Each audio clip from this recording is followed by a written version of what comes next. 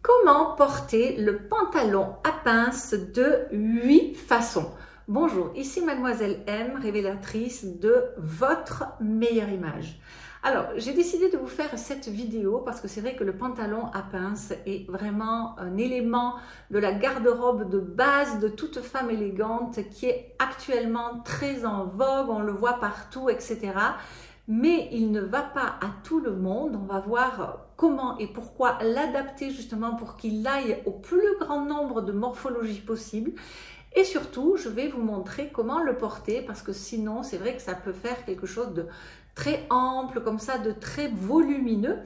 Donc, voilà comment ça va se dérouler. Je vais vous montrer sur 8 de mes tenues comment adopter ce pantalon. Mais justement, tout d'abord, si vous êtes nouvelle sur cette chaîne et que vous avez envie de recevoir mes conseils en look, en confiance en soi, en gestion de garde-robe et en féminité, eh bien, il vous appartient de vous abonner. Vous cliquez sur le lien, ensuite sur la petite cloche et ainsi, chaque semaine, vous êtes sûr de ne manquer aucune des vidéos que je crée pour vous. Alors, d'abord, on va définir qu'est-ce que c'est qu'un pantalon à pince. Eh bien, évidemment, c'est un pantalon, mais un pantalon qui comporte un repli de tissu qui se situe juste en dessous de la ceinture.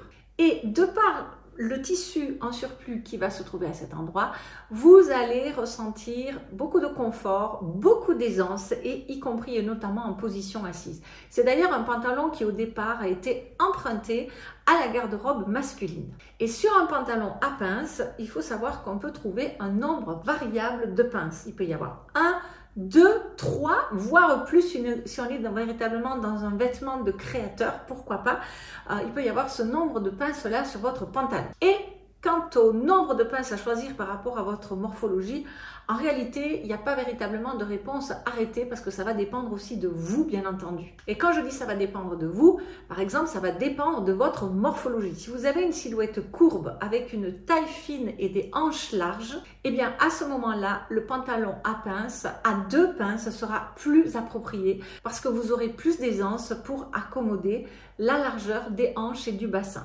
Toutefois, il faut toujours que votre pantalon, même s'il est particulièrement ample au niveau des hanches, eh bien, il soit moulant, il soit vraiment ajusté à votre taille et à la cambrure et à la rondeur de vos fesses. Là, il n'y a pas de compromis. Ce n'est qu'ensuite que les pinces vont donner du volume et sur le devant du pantalon. Après, c'est également une question de style. Parce qu'un pantalon qui comporte une seule pince sera déjà plus discret qu'un pantalon qui en comporte 2 et qui sera visuellement plus fort. Enfin, c'est une question aussi de bien vouloir faire les choses parce que originellement, le pantalon à pince dans le style très sartorial, puisque je vous ai dit que c'était issu du vestiaire masculin, eh bien, vous allez considérer que le vrai pantalon à pince comporte littéralement 2 pinces. Maintenant, autre dilemme, est-ce que vous voulez que les pinces soient vers l'intérieur ou vers l'extérieur? Alors, les pinces qui vont se diriger ouvertes vers l'extérieur, qu'on appelle des pinces à l'italienne, bien qu'il y ait beaucoup de confusion au niveau sartorial justement sur ce vocabulaire entre les Anglais, les Français et les Italiens, eh bien, cette pince ouverte vers l'extérieur a une connotation plus moderne, alors que la pince ouverte vers l'intérieur sera un peu plus classique, un tout petit peu plus traditionnelle. Et puis, en ayant vos pinces ouvertes vers l'extérieur, vous allez davantage faire ressortir les hanches et les cuisses. Alors que lorsque vous faites partir vos pinces, lorsque vos pinces comme ça sont ouvertes à l'intérieur, ça fait moins ressortir la cuisse et davantage le bassin. Donc, si je schématise, je pourrais dire que les pinces ouvertes à l'extérieur sont plus favorables à une silhouette courbe avec une taille fine et des hanches larges, alors que la pince ouverte à l'intérieur sera plus saillante sur quelqu'un qui a une silhouette plus droite, c'est-à-dire bassin étroit et peu de taille marquée. Maintenant, passons à comment le porter puisque c'était quand même l'objet de cette vidéo. Eh bien, vous savez qu'on a coutume de dire que lorsqu'on porte du ample sur une partie du corps, on va porter du plus serré en bas. Je suis assez d'accord concernant le pantalon ample, sauf que le pantalon ample peut très bien aller avec une veste, même une veste oversize.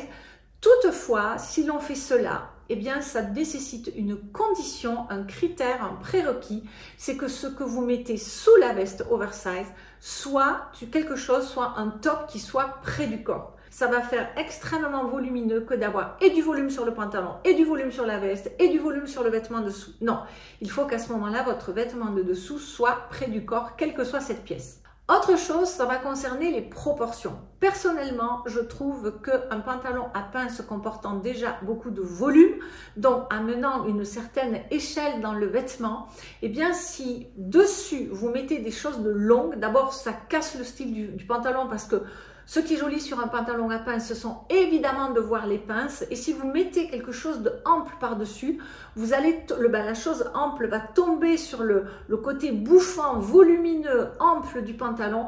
Et ce n'est pas très flatteur, ça gâche le pantalon.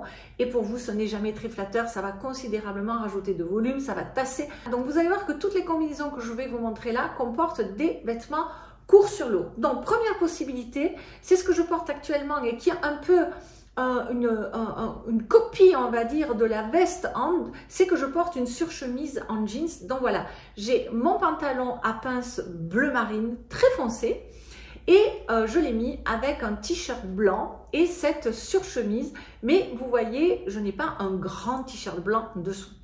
Autre possibilité, vous pouvez mettre votre pantalon à pince avec un petit pull fin. C'est ce que je fais par exemple ici à travers ce pull rouge. On a l'impression en fait que ce sont deux pulls superposés, mais non, ce n'est qu'un seul pull qui est conçu de telle façon qu'on dirait que dessous il y a un autre sous-pull rouge. Troisième possibilité, ça va être de porter un pull à nouveau, mais pas cette fois-ci fin, mais plutôt épais. Alors la condition, c'est que même si votre pull est épais, de façon à pouvoir dégager la taille et que vous n'ayez pas un sac sur les épaules, eh bien vous puissiez rentrer d'une façon ou d'une autre, même si c'est de façon asymétrique, vous puissiez rentrer votre pull dans votre pantalon pour remonter la taille justement. Autre possibilité, on est toujours dans un pull, mais ça pourrait être toute autre chose, ça pourrait être je sais pas, un cardigan que vous auriez fermé, ça pourrait être un top quelconque, même un top d'été, parce que toutes les explications que je vous donne là sont bien sûr valables avec des vêtements un petit peu moins chauds pour la mi-saison et certains même pour l'été. Eh bien, c'est de porter un pull qui est cette fois-ci très court, mais extrêmement large. Vous voyez, celui-ci, par exemple, possède des manches un peu chauve-souris, manches plutôt marteau, je dirais. Et voilà, ben, en fait, le fait que j'ai une taille haute et que le pull soit très court, en fait, le corps est entièrement caché. Autre possibilité, c'est d'avoir une maille qui soit près du corps. Voilà, ça fait un petit pull. Alors celui-ci n'est pas en laine, il est en coton. Donc, autre possibilité, c'est d'avoir un autre pull, cette fois-ci près du corps. Et c'est ce qu'on voit à travers ce pull marin. Autre possibilité avec de la superposition en rajoutant une troisième pièce, c'est que dans ce cas-là, je porte un sous-pull et par-dessus un perfecto en laine, ce blouson comme ceci, qui peut être du cuir, qui peut être en laine, bref, mais en tout cas une troisième pièce assez courte qui va venir compléter le sous-pull et la tenue pour me tenir plus chaud par exemple en hiver. Encore une autre possibilité, c'est d'avoir un sous-pull, cette fois-ci j'ai choisi un sous-pull différent, que je porte avec une veste en jeans. Et enfin, dernière possibilité dans cette vidéo, eh bien cette fois-ci j'ai opté pour un body, en l'occurrence un body blanc, que je porte avec une veste un peu en tweed comme ceci, qui ressemble d'ailleurs davantage à un Spencer, et donc ça me donne une tenue, vous voyez, on peut décliner, ça montre à quel point le pantalon à pince peut être porté version décontractée, sport chic avec des baskets, comme avec des chaussures et des agréments hein, et des pièces un petit peu plus habillées qui vont lui donner un côté beaucoup plus chic. Et puis comment pouvais-je finir cette vidéo sans évoquer le port du pantalon à pince avec une blouse ou avec un chemisier, une soirée en tout cas, et plus particulièrement avec un col lavalière qui est vraiment la French touch classique mais si élégante, qui n'est pas sans me rappeler le smoking d'Yves Saint Laurent. Bien sûr, je n'ai pas la veste, mais néanmoins, il y a ce côté très chic comme ceci.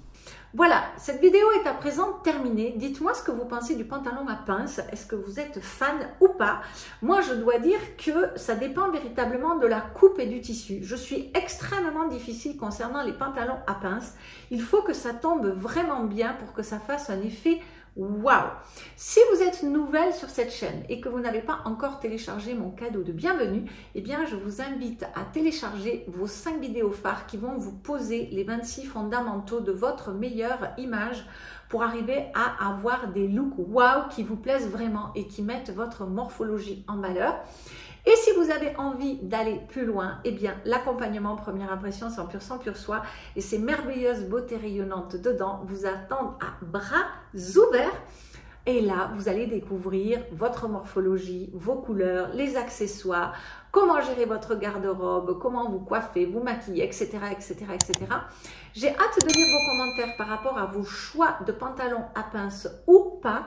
Je me réjouis de vous retrouver dans une prochaine vidéo. Merci pour vos likes, merci pour vos partages, merci pour vos suggestions de vidéos également. C'était Mademoiselle M, révélatrice de votre meilleure image. Bye bye!